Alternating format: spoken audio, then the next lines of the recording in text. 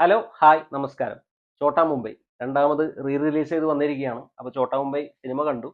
18 വർഷങ്ങൾക്ക് മുമ്പ് റിലീസായ സമയത്ത് 2 തവണയാണ് ഈ സിനിമ കണ്ടത്. ഇപ്പൊ രണ്ടാമത് റിലീസായപ്പോൾ കണ്ടപ്പോഴും ആ 18 വർഷം മുമ്പുള്ള ആ ഒരു ഫ്രഷ്നെസ് ഈ സിനിമക്ക് ഇപ്പോഴും ഉണ്ട്.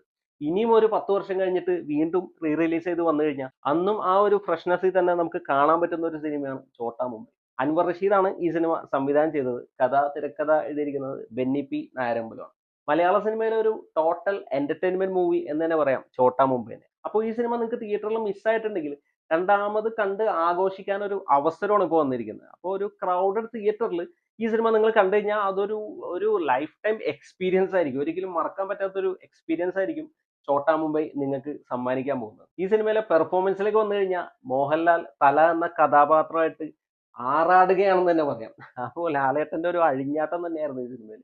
അപ്പോൾ നമ്മൾ ശരിക്കും ഈ ക്യാരക്ടർ കാണുമ്പോൾ എന്ത് ഈസി ആയിട്ടാണ് പുള്ളി ഈ ക്യാരക്ടർ ചെയ്തിരിക്കുന്നത് എന്നുള്ളതാണ്. ഇതിന്റെ ഇൻട്രൊഡക്ഷനിൽ തന്നെ ആ ഒരു ഡാൻസ് പെർഫോമൻസ് അടിപൊളിയായിട്ടാണ് ലാലേട്ടൻ ചെയ്തിരിക്കുന്നത്. അപ്പോൾ നമുക്ക് അതിപ്പോൾ കാണുമ്പോൾ എന്ത് എനർജറ്റിക് ആയിട്ടാണ് പുള്ളി അത് ചെയ്തിരിക്കുന്നത് എന്നുള്ളതാണ്. പിന്നെ ഇതിലെ ഇമോഷൻ സീൻസിലും കോമഡി സീൻസിലും ആക്ഷൻ സീൻസിലും ഒക്കെ അടിപൊളി പെർഫോമൻസ് തന്നെയായിരുന്നു. പിന്നെ ഈ സിനിമയിൽ അഭിനയിച്ച ആൾക്കാരുടെ ലിസ്റ്റുകൾ ഇങ്ങനെ എടുത്ത് പറയുകയാണെങ്കിൽ എല്ലാവരും അടിപൊളി പെർഫോമൻസ് ആയിരുന്നു. അപ്പോൾ ഒരു ക്രൗഡഡ് തിയേറ്ററിൽ മസ്റ്റ് വാച്ച് മൂവിയാണ് ചോട്ടാ മുംബൈ.